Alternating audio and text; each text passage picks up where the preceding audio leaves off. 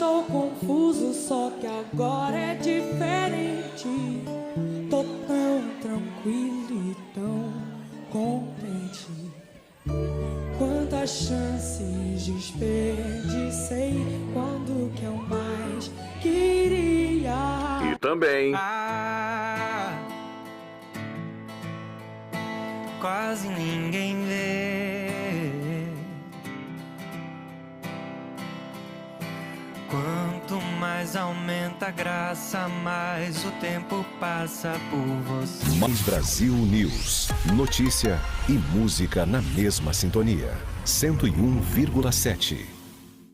Acompanhe as principais notícias do dia nas nossas redes sociais. Siga @Mais Brasil News Oficial no Instagram e Mais Brasil News no Facebook /Mais Brasil News. E fique por dentro das novidades e de todas as notícias da nossa cidade, do Brasil e do mundo. Mais Brasil News. Notícia e música na mesma sintonia.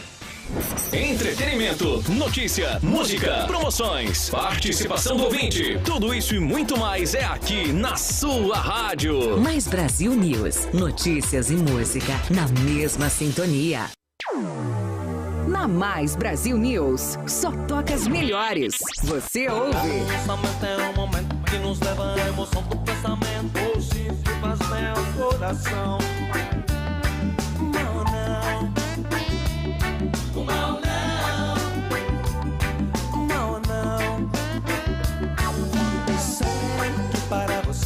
e também o Rio de Janeiro continua lindo.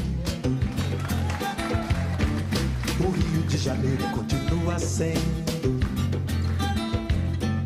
O Rio de Janeiro, fevereiro e março. Alô, alô, realengo. Aquele abraço, alô, torcida do Flamengo. Mais Brasil News. Notícia e música na mesma sintonia. 101,7. Seja Runaway e ganhe o seu cashback. É um prêmio para você que decidiu cuidar da sua saúde e colocar movimento na sua vida. Visite uma das nossas unidades, ative o seu plano e ganhe o seu cashback. Além disso, pode ganhar um long weekend para 2 pessoas no Tivoli Eco Resort de Praia do Forte. Seja Runaway agora. Para saber mais, visite o nosso site www.runaway.com.br ou entre em contato com o número 991495394. É muito bom fazer parte da sua vida. Na informação, na companhia, no recado, na música, em toda a programação. Sempre em busca do melhor. Essa é a sua rádio. Mais Brasil News. Notícias e música na mesma sintonia. 101,7. Agora, na Mais Brasil News, direito ao ponto, com o especialista Max Telesca. Mais Brasil News. Notícia e música na mesma sintonia. 101,7 FM. Direito ao ponto. Direito ao ponto. Agora, na Mais Brasil News, direito ao ponto. Muito bom dia, muito bom dia, muito bom dia. Seja muito bem-vinda e muito bem-vindo ao Direito ao Ponto. Eu sou Max Telesca, aqui na Mais Brasil News, na 101,7 FM, e nós vamos descomplicar o direito. Eu te convido a ficar aqui com a gente até às 11 da manhã nesse sábado. Às 11 não, às 11h15 da manhã, 11h10, a gente vai com o Direito ao Ponto, o seu programa de direito descomplicado. O direito na sua vida, aquilo que você precisa saber sobre o direito, que tem uma linguagem tão difícil, uma linguagem tão formal, mas aqui a gente tem a obrigação, a gente tem essa proposta de levar você as melhores conceituações jurídicas, sem perder a qualidade, mas de uma maneira informal, num papo descontraído, num papo onde você tem a compreensão do seu direito. Não é isso, Everson Pichula?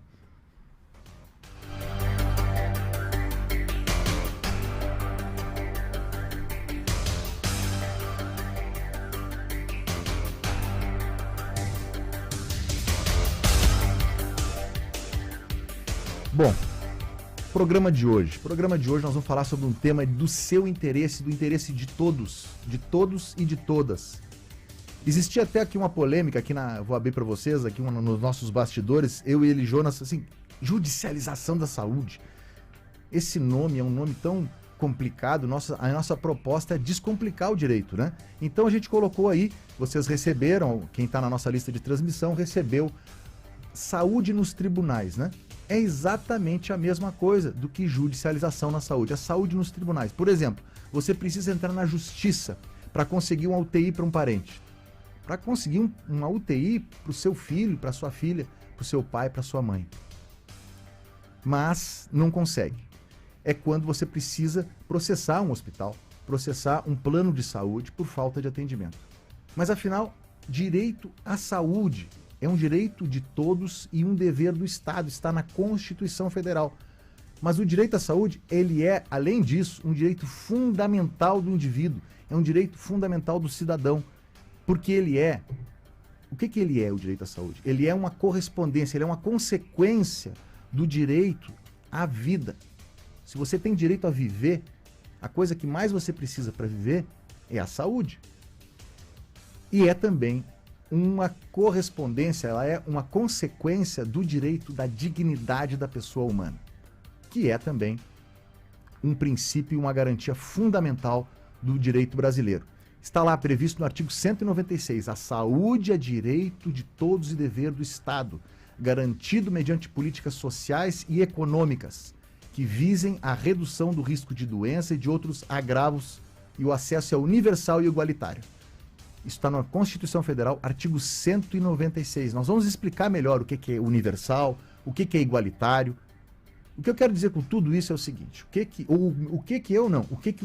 a Constituição Federal, o Constituinte de 1988, que fez a Constituição Federal, o que ele quis dizer?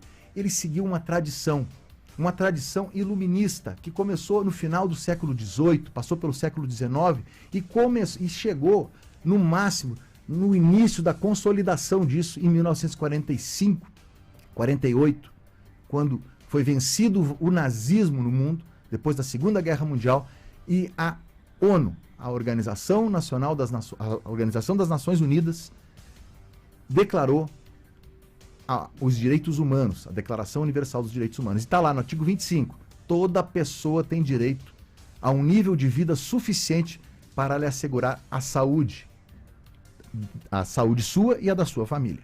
Então, de modo simplificado, quando você está num país pagando impostos, quando você está votando num representante, num deputado federal, num deputado distrital, num senador, não está de acordo com os direitos humanos, com aquilo que foi conquistado em 3 séculos, que uma pessoa morra numa fila de um hospital, sem atendimento. E o SUS? O SUS que é tão criticado,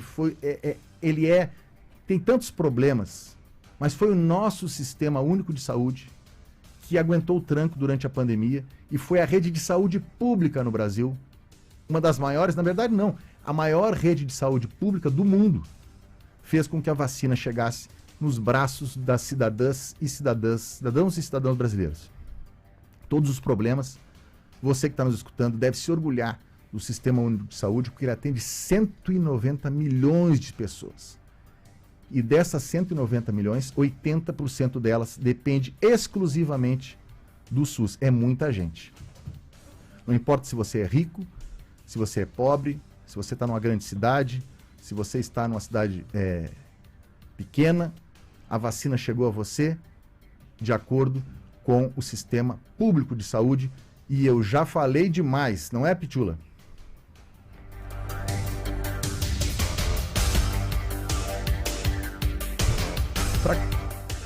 Para começar, para comentar esse assunto, eu tenho aqui comigo, ao vivo, os dois especialistas. Um advogado, o Dr. Renato Araújo, meu colega, e o Rodrigo Araújo. Eles não são irmãos, mas eles conhecem muito do assunto. O Renato é advogado e o Rodrigo é enfermeiro. Um é advogado, como eu falei, e o outro é presidente do Conselho Regional de Saúde aqui de Brasília. E seguindo a nossa tradição aqui do Direito ao Ponto, né, a gente tem um especialista da área jurídica, eu sou um advogado que trabalha com isso também, e a gente sempre busca trazer para vocês a voz de quem não é do juridiquês só. E eu já quero começar pelo começo, perdão pelo trocadilho, doutor Rodrigo, doutor Renato. Direito à saúde é de todos, apesar da Constituição, mas nós temos, apesar da Constituição não, na Constituição, apesar da Constituição, mas nós temos esse direito na prática? Eu vou falar primeiro para o doutor Renato. Marcos, uma satisfação estar aqui no seu programa. Bom dia a todos os ouvintes. Então, Marcos, nós temos essas duas questões. O direito constitucional à saúde, que é por meio do SUS, e o direito privado, aquelas pessoas que contratam planos de saúde para ter acesso à saúde suplementar. Nós temos esses dois cenários, então, dentro do direito da saúde. Direito à saúde privado e direito à saúde que a suplementar complementa isso, né? Exatamente, complementa. Assim, nós temos o direito à saúde é de todos. Quando o Estado não consegue, né, ele pode passar a bola ali para o privado, é isso, né? Correto. Temos os planos de saúde, né? No caso, essa relação dos planos de saúde é uma relação contratual, muitas vezes regida até pelo Código de Defesa do Consumidor e pelo direito civil em geral. E na prática, como é que você observa isso? Tem acontecido? O Brasil, a gente sabe que tem um problema grave de saúde, né? Correto. Aquelas questões mais simples, aquele cidadão do dia a dia que busca exames, busca consultas, ele tem esse respaldo dos planos de saúde. O problema ocorre quando nós nos deparamos com situações mais graves, doenças mais complexas, aí os planos têm um certo receio e muitas vezes é necessário a judicialização. Doutor Rodrigo, o senhor trabalha aqui com... Queria que o senhor explicasse para nós queria que o senhor comentasse o que falou Renato e também comentasse a estrutura, né, do Conselho. O senhor é presidente do Conselho Regional de Saúde de Brasília, né? Explica um pouquinho para nós esse direito à saúde, está na Constituição, é dever do Estado e direito de todos, né? Mas na prática, como é que acontece? A gente vê essa crise toda na saúde e depois explica um pouquinho para nós também essa estrutura. Obrigado, Marcos. Obrigado, Renato, pelo apoio. Então, na Constituição ela é bem clara, né? Não tem como você sair disso nessa questão do direito à saúde. O direito à saúde, ela é um direito constitucional que você não tem como sair dessa fase, dessa fala, desse direito, né? Ponto. É direito à saúde. É igual ao direito à educação, igual ao direito à segurança, que é princípios fundamentais do SUS, né? E dentro do SUS a gente tem algumas características, né? Por exemplo, dentro do SUS, uma norma básica é a execução dos conselhos de saúde, né? Seja ele Conselho de Saúde Nacional, né? Temos os conselhos, em Brasília a gente tem o Conselho Distrital, que se refere ao estadual, nos estados, né? Só que aí Brasília tem um diferente, porque Brasília não tem município, né? Brasília é região administrativa. Então, dentro das regiões administrativas de saúde, a gente tem os conselhos regionais de saúde para aquele território, né? Então, os conselhos, ele tem é um dos conselhos deliberativo, ele não é mais um conselho construtivo, ele delibera mesmo, no qual ele faz aprovação ou não da questão orçamentária que foi feito do governo, né? Então, ele tem esse apoio, no entanto que, dependendo da aprovação ou não, o governo ele pode sim entrar com o conselho ele pode sim entrar com ação nos tribunais de conta, né, para rever a questão orçamentária. Então a gente tem um poder um pouco amplo em questão dos conselhos de saúde.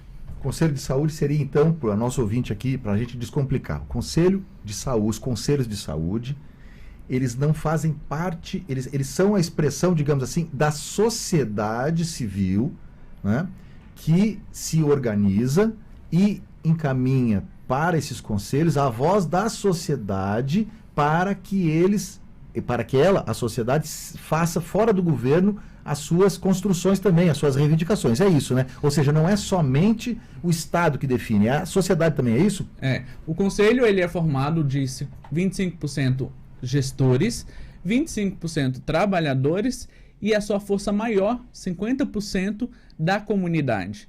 Então, 50% dos membros de um conselho de saúde é a comunidade que vai questionar, vai trazer informações de como anda a cidade, né, como anda aquele setor na questão de saúde. Importante isso aí.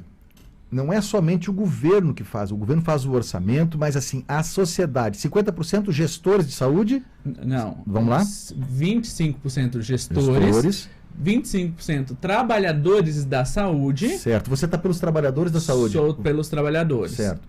Né? E 50% usuários. Eu já fiz parte dos 50% de usuários, então eu sei como que é ser conselheiro usuário, mas hoje eu estou na cadeira como representante dos trabalhadores. E esse modelo é em todo o Brasil, né? Todo o Brasil. A partir da criação do SUS, né, igual foi falado, a partir da declaração de Alma Ata, né, que foi uma declaração da própria Organização Mundial de Saúde, né, começa o enfrentamento da população no Brasil, né, os movimentos sociais, os movimentos sindicais, sociais, populacionais, na briga de conseguir constituir um programa de saúde, né, uma ação de saúde nisso. Porque antigamente, né, antes de 89, da Constituição de 89, a gente só tinha direito à saúde quem tinha carteira de trabalho assinada, né? E com isso vem os movimentos populares e a gente consegue, né, o grande ganho de constituição do SUS, do Sistema Único de Saúde. Muito bem. Muito bem. O Dr. Rodrigo falou um pouquinho aqui sobre as questões relativas à construção. Nós vamos chegar lá mais adiante no programa, explicando um pouquinho da história da saúde pública no Brasil. Mas eu quero aqui ir direto ao ponto, né, com o Dr. Renato, né? Vamos direto ao ponto nisso, né? É um direito complicado de ser cumprido, né? Nós podemos dizer, Renato, que esse é um dos direitos mais complicados de o governo beneficiar o público? Sim, Max, é muito complicado porque as questões de saúde, elas são às vezes muito genéricas e outras muito específicas. Nós tivemos esse caso recente da pandemia, né, que foi um baque tanto no SUS quanto nos sistemas privados. Então, há uma dificuldade muito grande do governo até em valorizar o profissional. Você veja o que o Dr. Rodrigo falou, o avanço que é o SUS, essa constituição paritária dos conselhos. Nós não temos isso na questão privada. Nós temos que nos socorrer ao judiciário, nós temos que buscar outros mecanismos. O SUS é tão avançado, tão evoluído no nosso país, que tem essa construção, né, legal, que são os conselhos de saúde, enfim, órgãos que auxiliam diretamente a população a ter seu direito. Pois é. Veja que é um direito, uma conquista, né? Mas ainda de difícil. Mas é assim, né? Assim que se constroem os direitos. Não são de uma hora para outra. As coisas evoluem de acordo com a evolução das consciências. A gente sempre fala isso aqui no programa. Eu vou te fazer mais uma pergunta direta ao ponto, Renato. O que fazer, então? Vamos lá, indo para o ponto que a gente está aqui para falar para o nosso ouvinte, que às vezes está precisando. Tem muita gente que já está passando por isso. O que fazer quando você precisa de uma UTI para um parente e não tem vaga? Correto. Na pandemia, nós tivemos esse baque no sistema de saúde. As UTIs ficaram todas lotadas e havia aquela questão dos pacientes de Covid, ou até uma pessoa que não tem Covid, mas que necessita de uma UTI, e elas estão lotadas, não há vaga. O que nesses casos, o cidadão pode procurar ou a Defensoria Pública ou um advogado privado e ajuizar uma ação específica, geralmente de obrigação de fazer contra o Estado, para garantir essa vaga em uma UTI. É necessário registrar, Max, que aqui no DF nós tivemos uma situação um pouco atípica. Havia uma fila comum de pessoas que necessitavam de UTI e uma fila de decisões judiciais. Então, mesmo com uma decisão judicial, a pessoa acabava vindo para uma fila. A decisão judicial que chegou primeiro era 1, a segunda 2 e assim sucessivamente. Então, mesmo com uma decisão judicial, às vezes a pessoa demorava 1, 2 dias até ser alocada nessa UTI. Isso aí também tem uma consideração que eu preciso fazer sobre isso. A gente precisa sempre lembrar que não tem super-homem ali, super-mulher. Um juiz, às vezes, é obrigado a dar ele entra. Então, o advogado entrou com ação para o seu cliente, a Defensoria Pública entrou com ação para o seu cliente, para que ela tivesse o acesso à UTI. Mas não tem UTI. E aí, como é que o juiz vai fabricar uma UTI, né? Rodrigo, fala para nós como é que você vê essa questão, que eu nem estava aqui no nosso roteiro, mas é muito importante, porque o juiz não vai conseguir fazer uma cama, um aparelho de UTI. E aí, como é que fica desse jeito? Aí você tem duas visões, né? Você tem a visão do juiz, mas você também tem a visão do gestor ali que está contra a parede, né?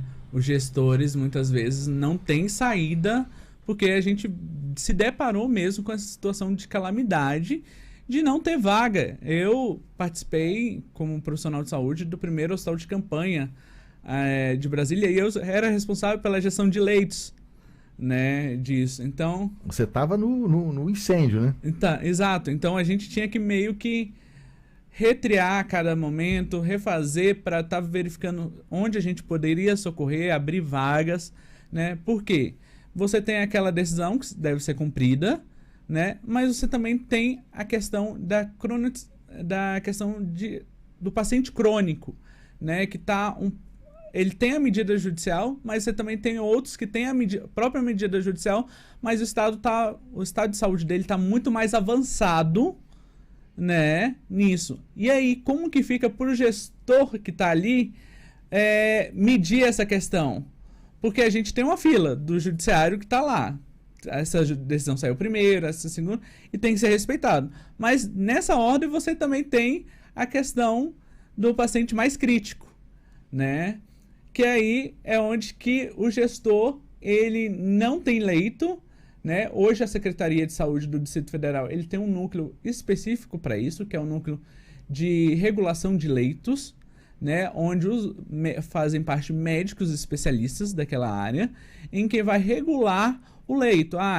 Esse paciente tem a medida, precisa do leito, ele vai ser encaminhado para o hospital X, né? Então ele vai fazer esse deslocamento dessas vagas e vai fazer essa gestão dessas vagas. Mas chegou um tempo em Brasília que a gente não tinha mais como.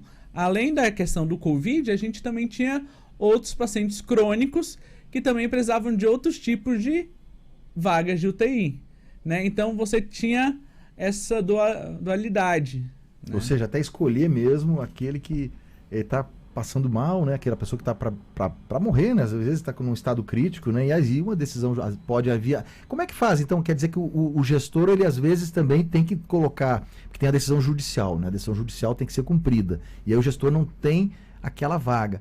E ali dentro, existe algum critério, então, que se utiliza? É isso? É isso que você está me falando? Tem um critério que o gestor acaba utilizando, às vezes, fora da decisão judicial, ou então tentando interpretar da melhor maneira para a sociedade a decisão judicial? Em sua maioria, não é que ele vai redefinir o que o juiz falou, o que ele fez, né? Mas como funciona? Eu tenho um paciente X, ele está precisando de uma vaga de leito, né? Ele foi classificado, ele foi triado, o médico assistente que solicitou a vaga, né, já preencheu todo o requerimento dele. Isso eu estou falando de um paciente que não foi judicializado, né? Ele vai, toda essa documentação, ele vai ser avaliado pela gestão de leitos da secretaria, pelo núcleo de regulação, e ele vai ser encaminhado para algum hospital que tenha a vaga e que tenha o suporte necessário para aquela situação, né? O que acontece agora com um paciente que ele vem do judiciário? Ele vem, né, do judiciário com medida, né? E com essa medida ele vai ser enquadrado na classificação disso e também vai receber todo o suporte.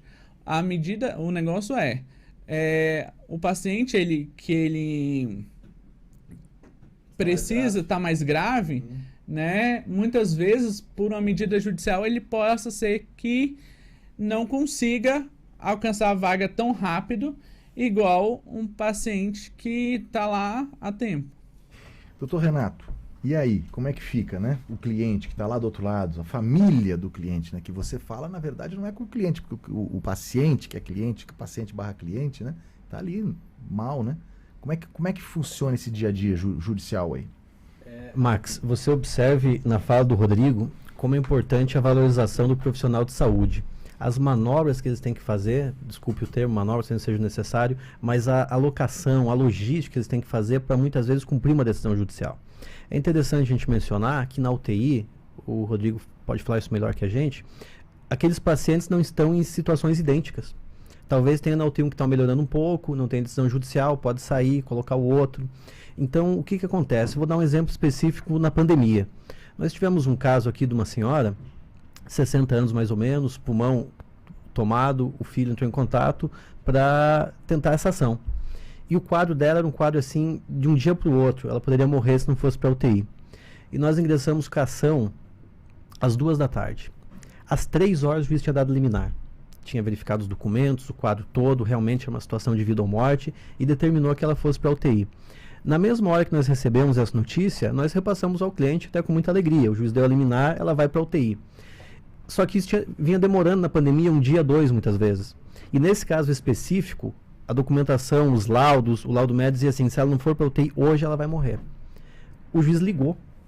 Não sei se tinha um órgão específico lá que regulava, acho que tinha em algum ponto do SUS aqui, uma pessoa que cuidava dessa questão das decisões judiciais. O juiz ligou para ele e falou, esse caso tem que mandar para a UTI. E lá eles fizeram essa alocação e ela foi no mesmo dia. A ação foi depois de 1 hora ajuizada, a liminar saiu e no final da tarde já estava na UTI. Então, esse caso foi um caso atípico, mas tivemos outros casos, Max. Por exemplo, nós temos aqui no DF a questão da RID, que é a região de desenvolvimento do Distrito Federal e do entorno. Então, os municípios da região, do Goiás, vêm tudo para cá. Então, tinha isso ainda. Então, era um colapso, né? A pandemia foi um colapso. Então, essa notícia para dar para o cliente é, às vezes, fácil, como eu falei, esse caso que foi no mesmo dia, mas tinha, às vezes, demorava 2 dias, 3 dias, a gente tinha que falar, tá na fila, tem que aguardar. Infelizmente, esse foi o cenário. É, porque não tem solução mágica. O assunto é muito importante. A gente está falando aqui sobre a judicialização da saúde, né? A saúde nos tribunais, para usar uma expressão mais fácil. Vocês estão vendo que a gente pode entrar na justiça, mas às vezes nem a justiça vai adiantar, porque o juiz não vai conseguir fabricar uma UTI. É isso, nós já estamos aqui nos encaminhando para o nosso comercial. Você que está nos ouvindo aí, né? O que acha disso tudo? Manda um @Max Telesca lá no Instagram ou então aqui no telefone da rádio uma pergunta 6198-249-3672. A gente vai rapidinho e volta. Um abraço até mais. Logo, 1 minutinho a gente está aqui.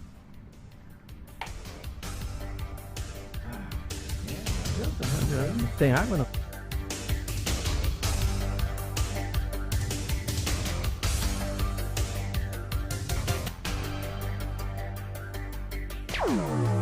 Na Mais Brasil News, só toca as melhores. Você ouve. Às vezes me pergunto se eu viverei sem ter você, se saberei te esquecer. Oh, passa um momento e eu já sei, você é o que eu quero ter. E também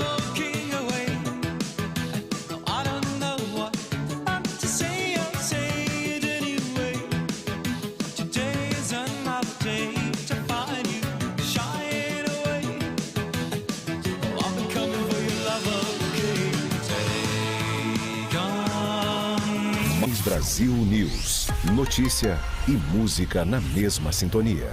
101,7. Vem aí, Diego Maia, com a sua pílula diária de otimismo.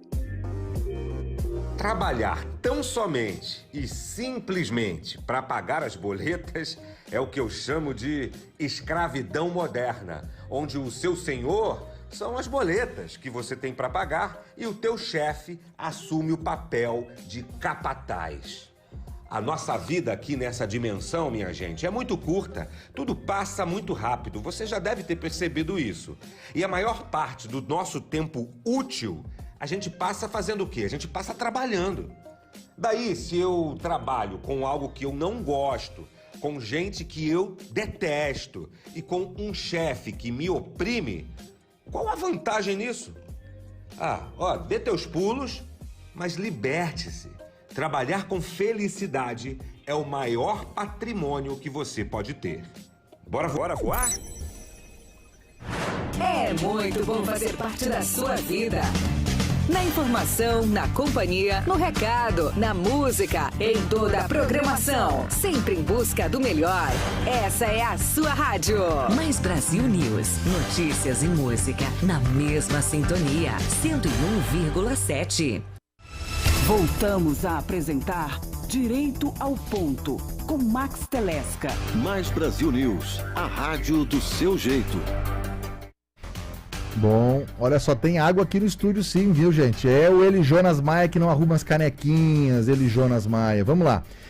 O assunto está muito bom. Nós temos 2 especialistas aqui. Dr. Renato Araújo, que é especialista em direito médico, e Rodrigo, enfermeiro, que é o presidente do Conselho de Saúde de Brasília. A expressão mais significativa da saúde pública universal foi a criação do SUS. A gente já falou no início aqui do programa, definido na Constituição. Rodrigo, presidente do Conselho de Saúde, como eu falei, que é um órgão da sociedade. Como é que o sistema SUS funciona, na sua opinião? Então, na minha opinião, é um dos sistemas mais completos, mais orgânico em sua maioria, né?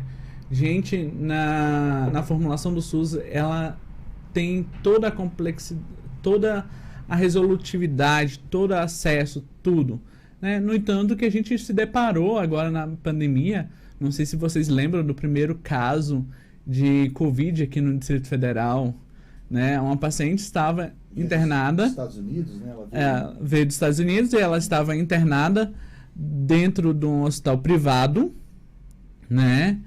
E simplesmente o hospital privado não teve a capacidade técnica de continuar com o tratamento dela, né? E ela foi encaminhada para um dos nossos hospitais aqui de Brasília, Hospital Público de Brasília, né? O Agarram. Era o Agarram, né? Que era a referência, né? Ficou com o Agarram. E no Agarram ela teve todo o suporte de saúde, todas essas coisas. Hoje a paciente saiu, né? Teve alta, teve toda a capacidade técnica, né? E a gente vê com a pandemia o tanto que o Sistema Único de Saúde, o SUS, é importante e ele tem a sua qualidade, né? Você, por exemplo, se sofreu um acidente na rua, você vai ser encaminhado para um hospital regional, né? E logo depois você vai ser encaminhado para um dos melhores hospitais em relação à ortopedia, né? Acidentes, trânsito, que é o base, né? Então, hoje, querendo ou não, o morador, o cidadão brasileiro, vamos dizer assim, e não só cidadão brasileiro, o cidadão de fora mesmo, que está no Brasil, pode estar utilizando o SUS, né? Porque ele é para todos. Falando na prática, Renato, cita um exemplo aí para nós, para o nosso ouvinte, dessa atuação sua no direito à saúde, né? Aí pelo lado privado, ou público também, às vezes, né? Porque às vezes também tem que entrar com ação contra o Estado, para o Estado oferecer uma vaga de saúde, uma vaga de UTI no SUS, né? Tem um exemplo que me chegou aqui, o Eli Jonas fez a apuração contigo, de um idoso que foi dado como morto pelo hospital. Como é que é isso? Correto, Max. Esse caso aconteceu em 2020, foi no Paraná. Um senhor já com idade aproximada de 60 anos, ele necessitava de uma vaga de UTI com urgência. Ele teve um acidente vascular cerebral, né, um AVC, e ele foi internado e ficou numa área lá do Hospital do Paraná, com traqueostomia inclusive, aguardando a vaga na UTI. E como estava demorando, a família nos constituiu e nós conseguimos uma liminar para que ele fosse alocado com urgência em um leito de UTI. Isso foi antes da pandemia, inclusive. Até antes, às vezes, as UTIs tinham os hospitais públicos tinham essa questão, né? Não ter vaga em UTI. E passados 24 horas, a família entrou em contato e falou, olha, ele não foi para UTI ainda. Quando nós fomos olhar no processo, havia uma informação lá da Procuradoria do Distrito Federal dizendo o seguinte, ele não foi para UTI porque ele faleceu. E aí a gente foi pego desprevenido, né? Aí acabar que o advogado ia dar uma notícia dessa para a família. Nós fomos até o Hospital do Paraná, a família estava lá, a gente pediu para falar com o gestor do hospital e foi ver o paciente. E ele estava vivo. Estava vivo, né? Não sabemos se foi um erro da procuradoria, não sabemos o que aconteceu aquilo. Constatado que ele estava vivo, na mesma situação, numa ala ali, eu não sei o termo correto, né? Entre aquela unidade de suporte e a UTI. Ele estava naquela área aguardando. fomos no processo e relatamos, ele não procede, ele está vivo. Na mesma hora o juiz também fez a decisão. Quando acontece isso, os juízes são mais enérgicos nas decisões.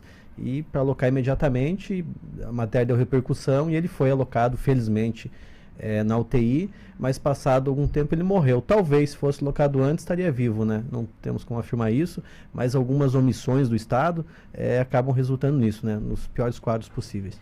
Entrando aqui num outro assunto, a gente podia fazer, antes de entrar nesse assunto, a vacinação. Importante ali a opinião dos dois de vocês, dos dois nossos convidados, que são especialistas, um em direito médico e outro é presidente do Conselho de Saúde de Brasília. Vacinação. A vacinação funcionou graças ao SUS? O que vocês acham? Primeiro, começando pelo Rodrigo, passando depois pelo Renato. Eu, como enfermeiro, né, amante da enfermagem, né, eu garanto que foi graças ao SUS mesmo. Se não fosse o SUS, Sistema Único de Saúde, provavelmente a gente estaria ainda a depender, né, de várias outras situações, de várias outras coisas, porque no Brasil a gente ainda não tem empresas fabricantes, né, de insumos, né, capazes de fabricar muitos insumos, né? Mas hoje, graças ao SUS, a gente tem duas, né? Temos o Butantan, né, que é 100% SUS, né? E temos a Fiocruz, que também faz parte do SUS, né? Então, graças ao SUS, hoje a gente tem a vacinação, né? Apesar das críticas, apesar da situação, hoje a gente tem a vacina no braço. Pois é. Vamos para o Renato, desculpa, antes de ir para outro tema, sobre essa questão da vacinação. Como é que você viu isso? Dr. Max, vejo como nós temos que sempre enfatizar, né, o SUS. Esse sistema, ele é fantástico. A gente acaba falando sempre e vindo ao tópico da pandemia, né? Na pandemia, o SUS foi posto à prova e passou. O SUS passou. Tanto que nós, sempre que a gente ia se vacinar, virou até uma rotina no Brasil, né? Tirar foto com a vacina e hashtag Viva o SUS. Sempre isso, né? Viva o SUS. Não um governo, não um gestor específico, um governador, mas o SUS. O SUS, ele deu um exemplo nessa pandemia, e eu não sei responder a você se, com relação à pandemia, a saúde suplementar, os planos de saúde passaram no teste. Não sei responder, mas o SUS com certeza passou.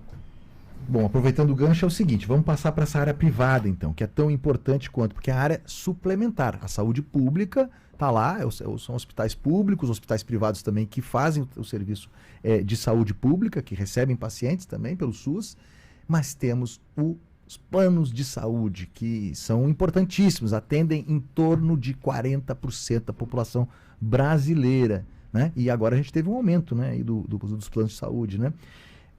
Que vai encarecer um pouquinho mais a vida da gente. É possível, doutor Renato, mover também ações contra as redes privadas e seus planos de saúde? Como é que o senhor vê? Dá uma panorâmica para nós, para o nosso ouvinte, para entender um pouco melhor sobre isso. Correto. Como eu falei no início, os casos mais de rotina da população, um exame, uma consulta, geralmente não há problema. O problema acontece quando o caso é mais grave.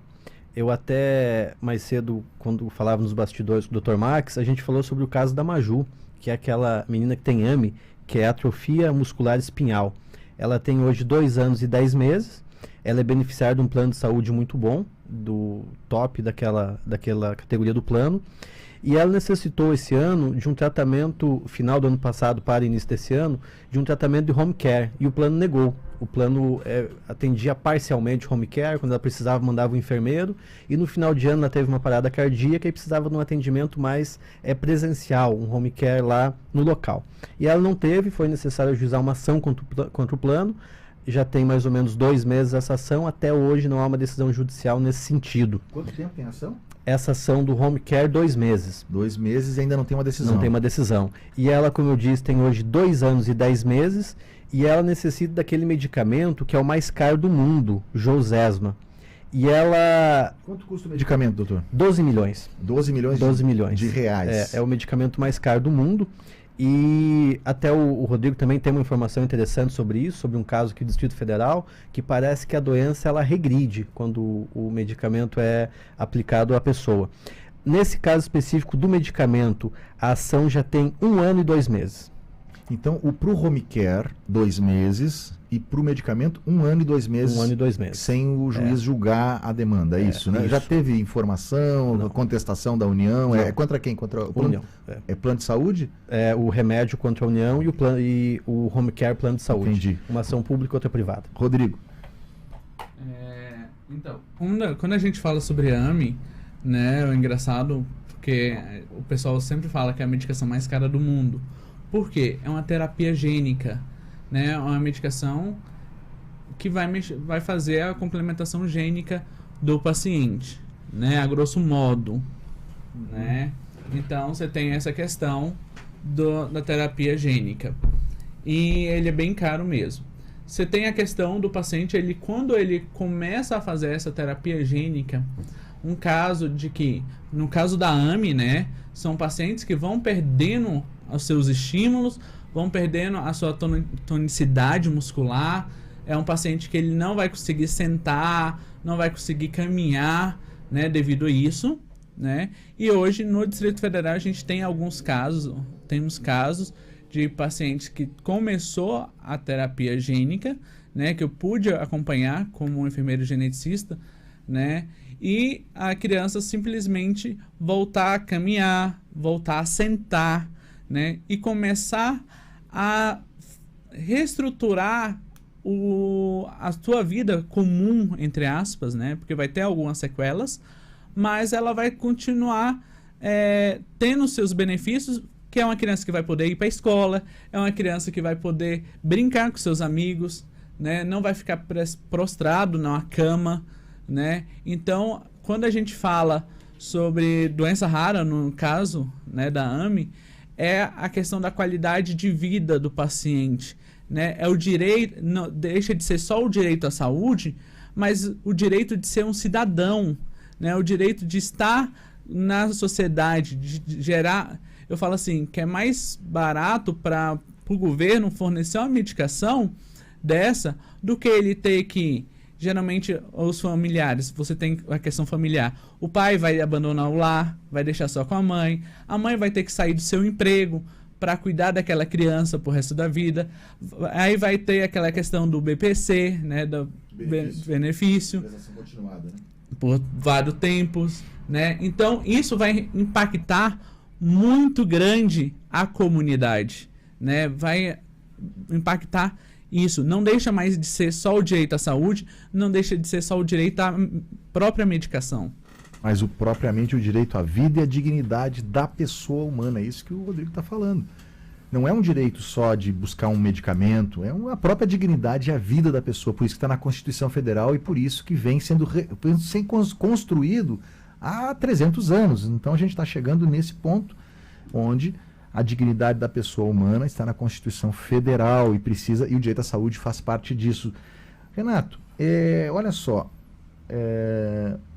tem aqui, mas aí a gente tem que sempre fazer essa ponderação, né?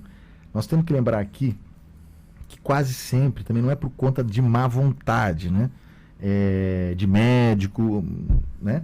Ou coisas do tipo, questões econômicas, sucateamento da saúde com horas excessivas de trabalho para os enfermeiros. Quando a gente fala de saúde pública, a gente está falando, não é só de médico, a gente fala de enfermeiro, a gente fala de assistente social, psicólogo, né? Tem todo um mundo, né? E tem um sucateamento de equipamentos básicos. Agora há pouco aqui, Rodrigo trouxe uma informação de hoje, né? Quantas as ambulâncias, como é que é o negócio que está é matéria de agora, né? Deixa eu só resgatar. 28 ambulâncias, das 28 ambulâncias? Das 38 ambulâncias do SAMU, né, do Distrito Federal, 28 estão com defeito e sem manutenção. Então, não é só uma questão também de má vontade, né? Que acaba acarretando no paciente. Comenta um pouco, doutor Renato, depois o Rodrigo. Max, essa questão realmente é a questão que complementa o artigo 96 da Constituição, né? Que a saúde é um direito de todos e dever do Estado. Em seguida vem falando, né, de políticas públicas, investimentos, enfim. Então, é uma das prioridades em qualquer governo a saúde, né? O SUS, os hospitais, a manutenção. E essa notícia que o Rodrigo traz é realmente preocupante, né? Porque essa questão de ambulância é 100% da população que precisa, até num acidente de trânsito, alguma questão nesse sentido, né?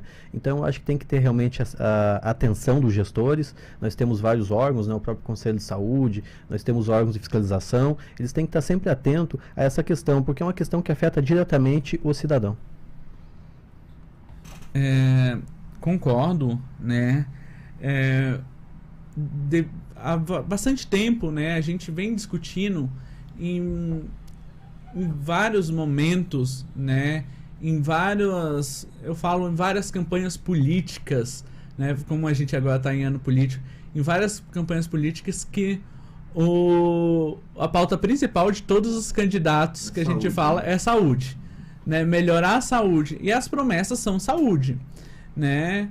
Só que a saúde do Distrito Federal, ela é boa, muito boa, mas falta uma coisa importante: recurso. Um recurso que possa ser utilizado, né, de forma preventiva, né, de forma enérgica, porque se a gente tivesse recurso, eu tenho certeza que a própria Secretaria de Saúde tinha condições de fazer a manutenção dessas ambulâncias e não deixar elas paradas. É recurso ou é falta de organização, às vezes corrupção? O que é? Porque assim, a saúde pública tem recebido verbas, né? Existe um aumento progressivo, né? Renato, você que está lá dentro, no meu conselho, como é que você vê isso aí? Renato não, desculpa, Rodrigo. Então, o conselho ele vem numa forma de fiscalização, né, nessa questão. A gente tem um pouco de aumento de verbas, né, para isso, só que a gente enfrenta algumas coisas. Primeiro, quem está na alta cúpula da Secretaria de Saúde não é um funcionário de carreira. É um funcionário que foi indicado por alguém. Então, a gente não tem a capacidade curricular de muitos gestores de estar naquele cargo, de estar naquela posição, para estar enxergando essa questão da gestão hospitalar, da gestão pública, né? O primeiro ponto, né? Você também tem a questão do próprio déficit de RH, de servidores, sobrecarregando, né, todo o sistema, porque a gente, querendo ou não, a gente como profissional de saúde, a gente quer dar o nosso melhor. A gente quer ver aquele paciente saindo para sua casa, para o seu familiar, né? Mas vamos dizer que a gente vive, né, uma pressão muito grande do gestor e do familiar. E o profissional de saúde ele está ali no meio, né, dessa pressão, né? Então, hoje na Secretaria de Saúde eu vejo que tem recurso? Tem. Só que não está bem empenhado, né? Hoje, quero falar sobre o SAMU ele recebe emenda federal, né? Só que devido a algumas adequações, muitas vezes não se pode utilizar esse recurso e muitas vezes esse recurso vai voltar para a União por falta de projetos. Pois é, olha aí, sempre a gente acaba entrando nesse mesmo funil aí, da falta de organização, a burocracia, dinheiro para a ambulância tem, às vezes não é alocado por falta de projeto, não é efetivada aquela verba orçamentária. Vamos voltar aqui, antes de acabar o programa, que a gente tem que falar sobre as questões muito práticas aqui para todo mundo que está nos ouvindo. Questão de plano de saúde de novo. Vamos lá, doutor Renato, indo para o final aqui, mas a gente tem que falar um pouquinho mais sobre isso.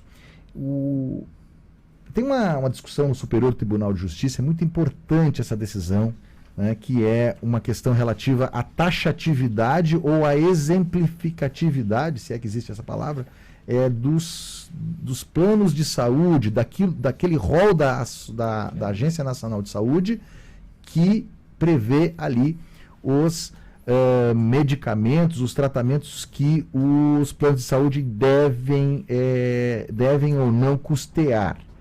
Tá lá, é um recurso especial, é o ERESP 1886929 e 1889704. Para quem não conhece aqui, ERESP é embargos de divergência em recurso especial. Ou seja, é a dissolução, a tentativa de dissolução ali de uma divergência no próprio Superior Tribunal de Justiça, divergência de entendimentos. Então tem um ministro que entende que é exemplificativo, ou seja, pode ser maior do que está escrito. E outros ministros entendem que é taxativo, ou seja, é aquilo que está ali. Doutor Renato, fala um pouquinho sobre isso para nós. Pois é, Max, essa questão para o ouvinte tentar entender o melhor possível qual é o entendimento? Alguns ministros entendem que a lista de cobertura dos planos de saúde tem que estar descrita em uma lista. Aquilo que está na lista é coberto, o que não está na lista não é coberto. Isso seria o rol taxativo ou o rol exemplificativo. O maior exemplo disso, mais uma vez, é a pandemia. O Covid não estaria listado, porque foi uma doença nova.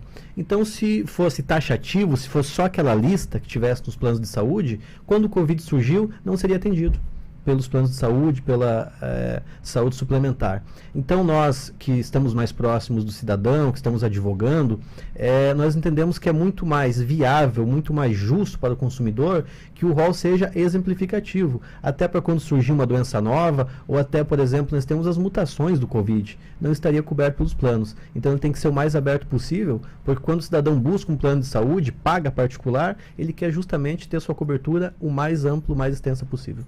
É interessantíssima essa discussão, ela está no Superior Tribunal de Justiça, ou seja, tem que estar ali, tem que estar escrito, ou o que está escrito pode ser ampliado por uma interpretação, né? É muito importante isso, porque vai dirimir, aí vai tirar essa dúvida, né? Esse julgamento é muito importante, está no Superior Tribunal de Justiça. Antigamente, o que está acontecendo, na verdade, é que o STJ entendia que voltou essa discussão, ele entendia que era exemplificativo. Rodrigo, fala um pouquinho para nós sobre isso.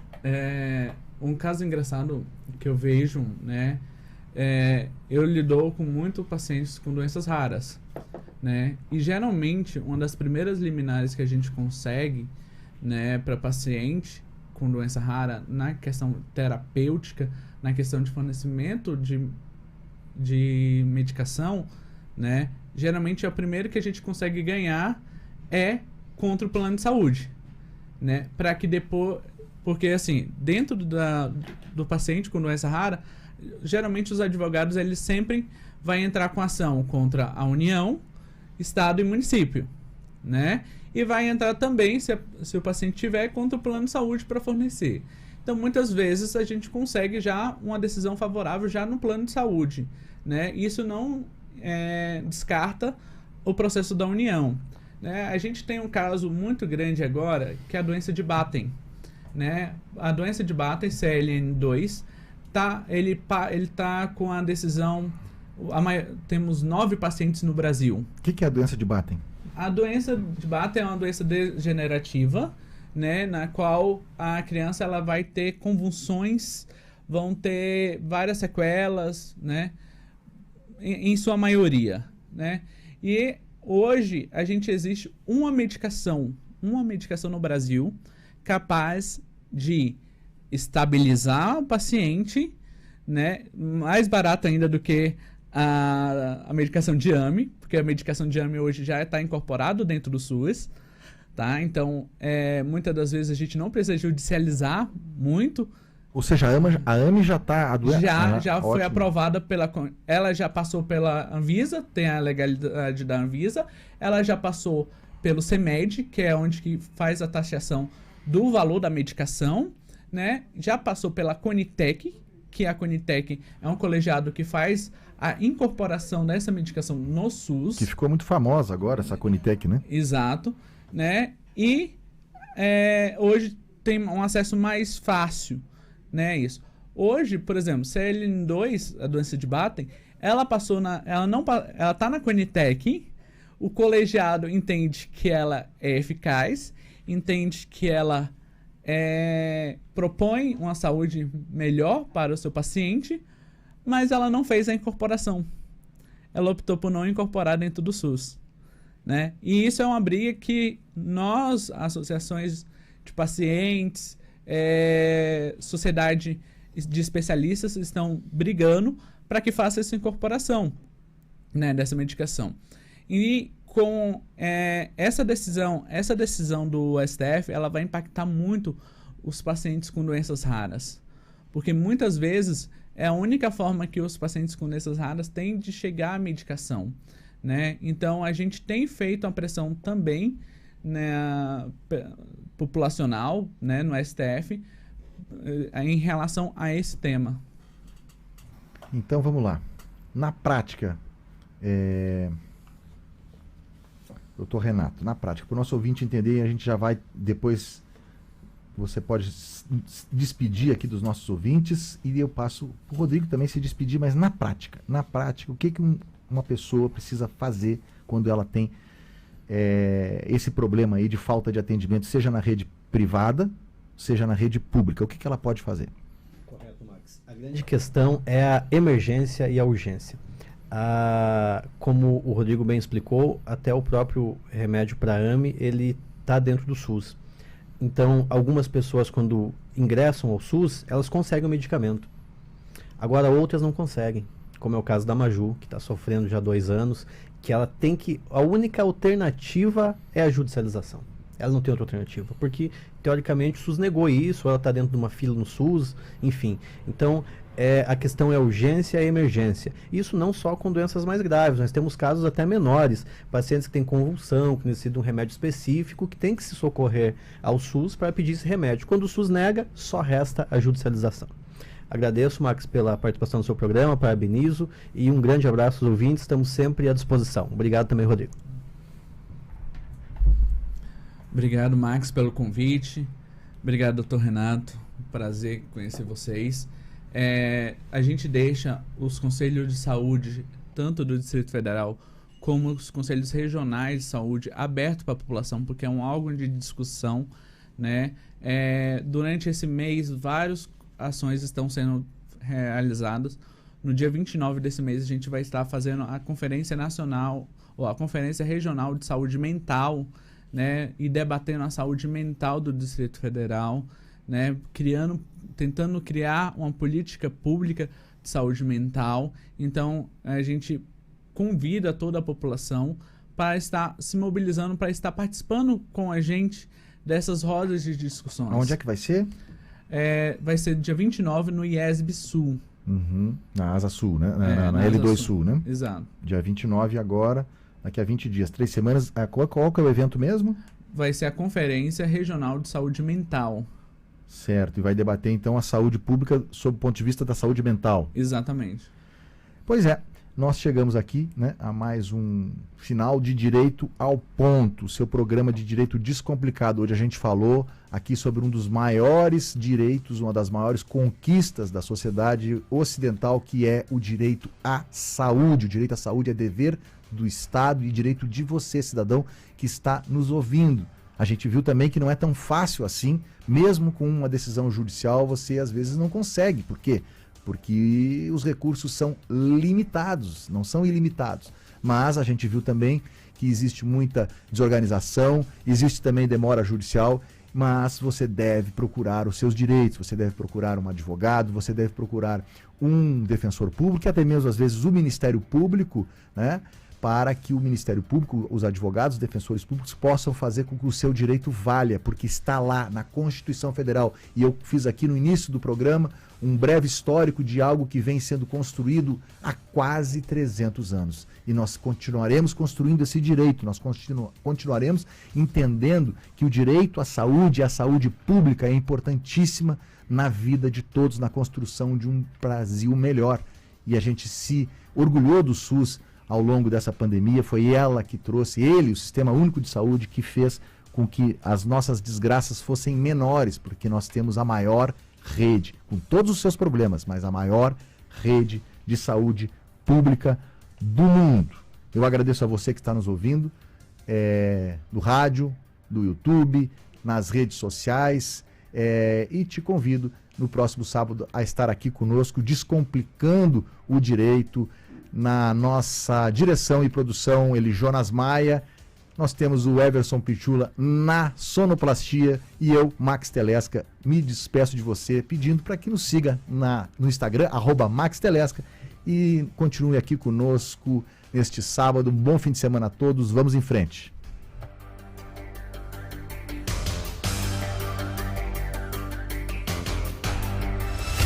Você ouviu Direito ao Ponto. De volta sábado que vem. Aqui, na Mais Brasil News. 101,7 FM. Notícia e música na mesma sintonia. Mais Brasil News. Notícias.